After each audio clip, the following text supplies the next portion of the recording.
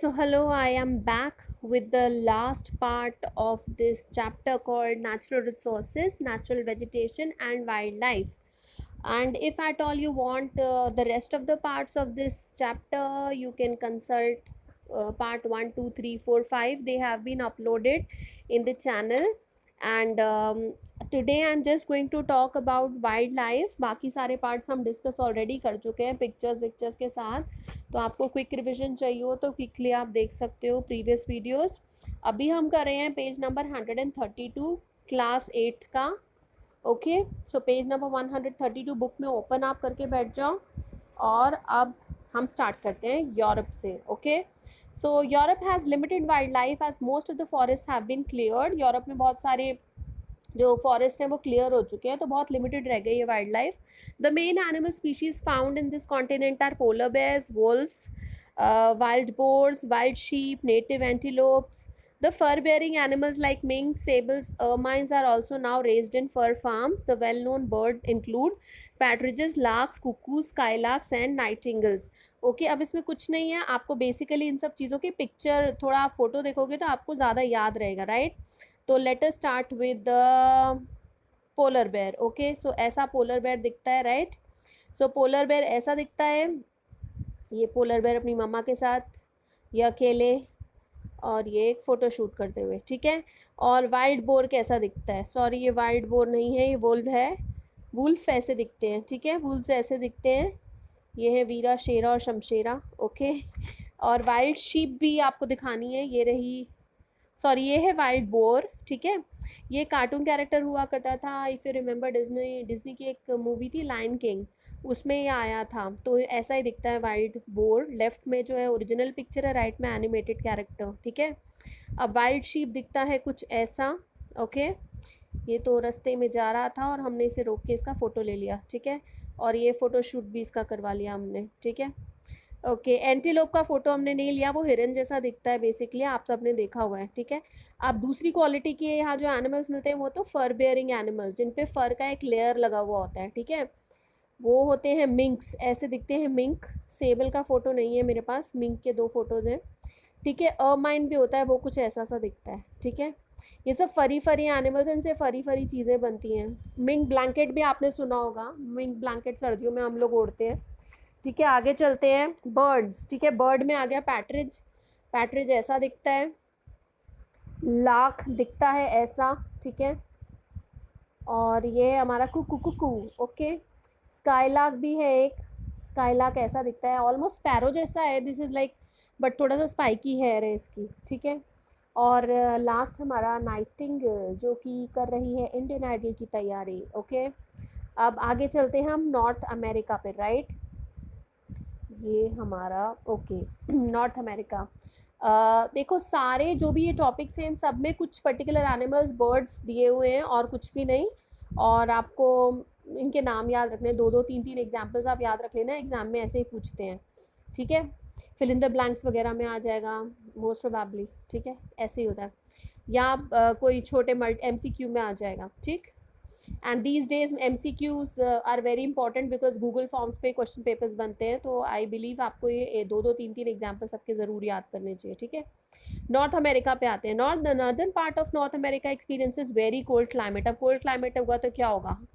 फरी फरी एनिमल्स होंगे, ठीक है. याद रखना, कोल्ड क्लाइमेट में फरी फरी. गॉड बेसिकली नेचर जो होता है वो थोड़ा पहले से इंतज़ाम करके चलता है. कहीं अगर ठंड ठंड है तो एनिमल्स को फरी फरी लेयर दे देते हैं, ठीक है, जिससे वो अपने आप को वार्म कर सके, रख सकें.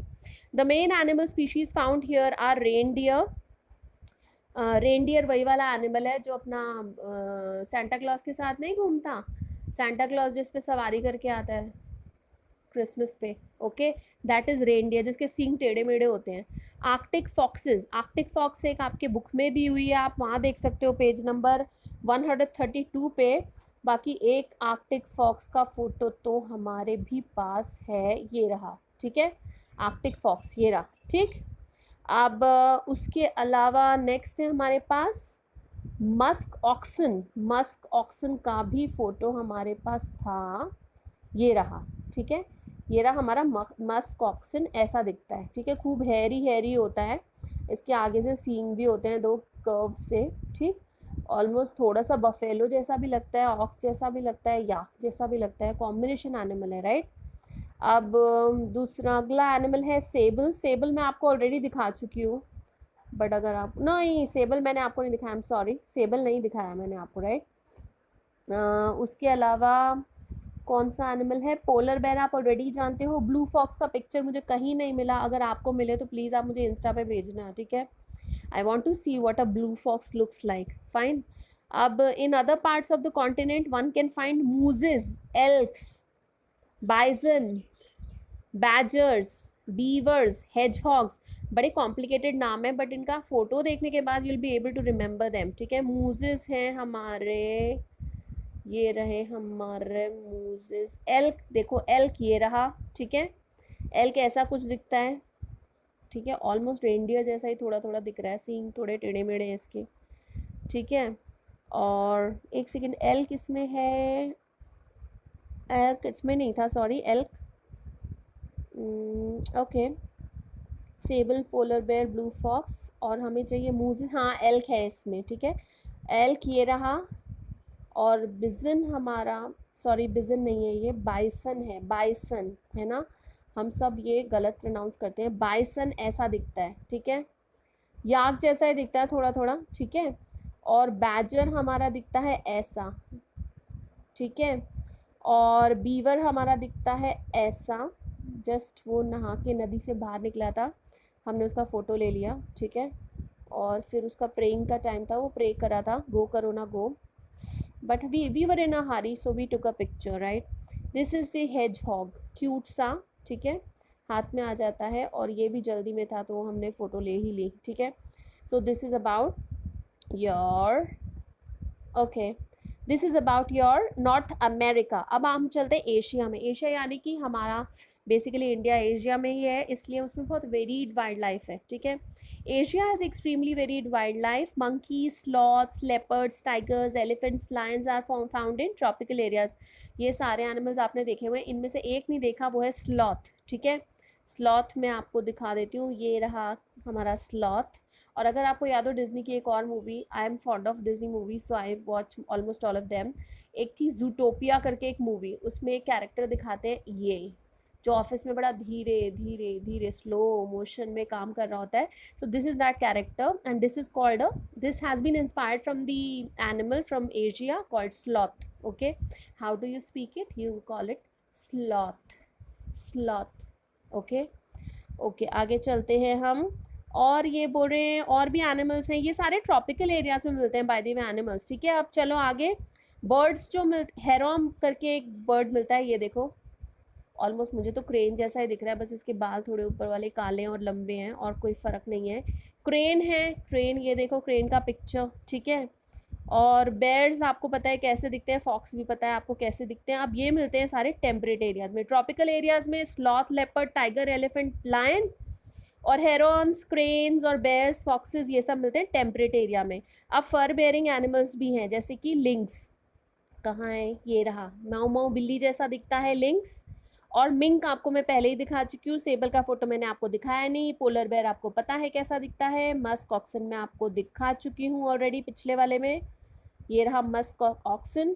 और आर्कटिक फॉक्सेस भी मैं आपको दिखा चुकी हूँ, बुक में भी पिक्चर दिया हुआ है, लेकिन आप चाहें तो यहाँ भी देख सकते हैं, ये रहा हमारा आर्कटिक फॉक्स, ओके फाइन। सो ये सब मिलते हैं टाइगा और टुंड्रा रीजन में, ठीक।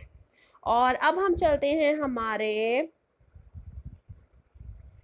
एंटार्क्टिक रीजन में। एंटार्क्टिक रीजन में there is plenty of life where land and water meet, यानी कि पानी और ज़मीन बहुत ज़्यादा इसका कॉम्बिनेशन मिलता है। The water body which surrounds the continent has creatures which range from small krills to whales. अब यहाँ पे साइजेस में बड़ी वैरायटी मिलती है एनिमल्स की, कैसे, ये होते हैं छोटे छोटे क्रिल्स, क्रिल्स यानी कि बहुत ही छोटे छोटे सी ऑर्गेनिज्म, ठीक है। और ये है हमारी वेल, तो मतलब इतने छोटे क्रिल से लेके इतने बड़े वेल तक सारी वैरायटी मिलती है। Penguins are native to this continent and they have become the symbol of Antarctica. Actually penguins जो हैं वो तो आपने ऑलरेडी देखे हैं, so I don't have the pictures, but Antarctica the way Australia is famous for kangaroos, somebody says Australia, You say, okay, kangaroo. Kangaroo is the most famous animal there.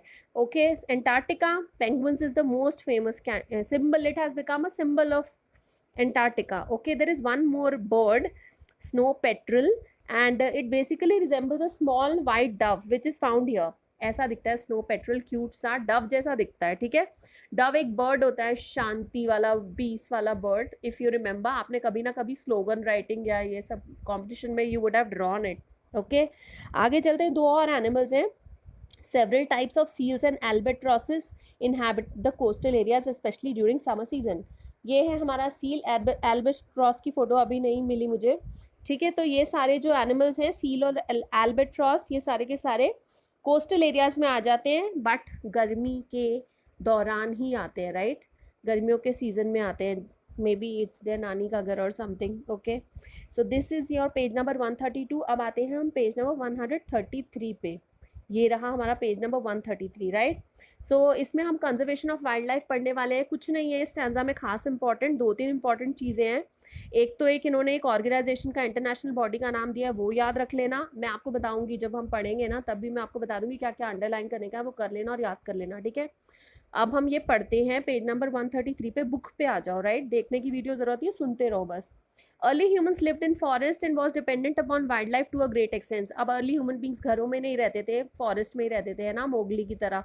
और वो wild life पे depend करते थे, यानी कि वो उन्हीं को पेट्स बना के रख लेते, उनसे उन्हें दूध वगैरह वगैरह, एंड फॉरेस्ट से उन्हें फ्रूट्स वगैरह, एनिमल्स को मार के खाना एंड एवरीथिंग। सो बेसिकली वो फॉरेस्ट पे डिपेंडेंट थे, ठीक है। They domesticate, they never went to the offices, right. So ऐसे ही होता था पहले। They domesticated animals like dog, sheeps, goats, horses, cows, and camels. Today, human activities pose the greatest threat to wildlife and its natural habitat. Great damage has been done to wildlife by cutting down forests, constructing roads, railways, industrial complexes, and cities. अच्छा जी, अब हमने क्या किया, हम human beings तो हैं ही गंदे। हम लोगों ने बहुत रोड्स वगैरह बनानी थी, हमें रेलवे कंस्ट्रक्ट करने थे, घर बनाने थे, सिटीज़ बनानी थी। ऐसा कर करके हमने फॉरेस्ट कर दिए क्लियर। अब एनिमल्स कहाँ रहेंगे? एनिमल्स तो फॉरेस्ट में ही रहते हैं, वो तो फ्लैट में रहेंगे नहीं, राइट। तो अब हमने अपने लिए तो घर बना लिया, लेकिन उनका घर डिस्ट्रॉय हो गया, ठीक है। The damage done to their natural habitat has led to extinction of many species of plants and animals. अब अगर इनको घर ही नहीं मिलेगा तो ये रिप्रोडक्शन कैसे होएगा? रिप्रोडक्शन नहीं होगा तो वो बहुत सारी स्पीशीज़ जो है एनिमल्स की, वो सब रेयर हो जाएंगी, एक्सटिंक्ट हो जाएंगी, गायब हो जाएंगी, ठीक है, ख़त्म हो जाएंगी। एक तो हम लोग ही कम नहीं है, ह्यूमन बींग्स। उसके अलावा एक स्पेशल कैटेगरी है चोरों की, हंटर्स, कलेक्टर्स और पोचर्स। ये सब क्या करते हैं? ये सब एनिमल स्टील करते हैं। They steal, take away the animals, wild animals, और ले जाके इनके दांत, स्किन और कुछ भी बेचते रहेंगे, इनके हॉर्न्स वगैरह वगैरह वगैरह, कुछ ना कुछ बेचते रहेंगे, नाखून वगैरह। बहुत यूजेस होते हैं एनिमल्स के, ठीक है। तो ये सब बेचते हैं, तो इससे और प्रॉब्लम बढ़ती है। अब मैं जो ऑर्गेनाइजेशन की बात कर रही थी, it's here. CITES is an international body, एक इंटरनेशनल बॉडी हमने बनाई, जिससे कि इसका फुल फॉर्म ज़रूर याद कर लेना, शॉर्ट क्वेश्चन में आ सकता है, किसी MCQ में भी आ सकता है। विच stands for the conservation of international trade in endangered species of wild fauna and flora. Fauna मतलब एनिमल्स और फ्लोरा मतलब प्लांट्स, ठीक है। तो कन्वेंशन इसका नाम है, बेसिकली जो भी एंडेंजर्ड स्पीशीज़ होती है उनका प्रोटेक्शन करने के लिए ये बनाई गई इंटरनेशनल बॉडी। ये बेसिकली इन लोग का आइडिया ये है कि भाई ये दोनों चीज़ें एक साथ ही बचनी चाहिए, फ्लोरा और फौना दोनों के दोनों। ये नहीं है कि आपने सिर्फ जंगल बचा लिए, जंगल बचेंगे तो एनिमल बचेंगे, एनिमल बचेंगे तो जंगल बचेंगे, ठीक है। दोनों चीज़ों की एक दूसरे को ज़रूरत पड़ती है, right. So, as they say, that the conservation of wildlife and forests have to go together, as the existence of animal depends largely on forests. They prohibit the trade of products made from endangered wildlife. अब इन्होंने क्या किया, CITES ने, इन्होंने ऐसी चीज़ों का बेचने पे बैन लगा दिया। जो भी एनिमल प्रोडक्ट्स होते हैं ना, एनिमल से बनी हुई चीज़ें होती हैं, जैसे हाथी दांत है फॉर एग्जांपल, उस पर बिल्कुल बैन लग चुका है कि इससे रिलेटेड कोई प्रोडक्ट्स बनेंगे ही नहीं, मार्केट में मिलने नहीं चाहिए, इलीगल है, ठीक है। तो अब जब वो बिकेगा ही नहीं, कोई खरीदेगा ही नहीं, उसका ट्रेड नहीं होगा, तो हाथी दांत का हाथियों को हाथी दांत के लिए नहीं मारा जाएगा, राइट। तो वो बच जाएंगे, राइट।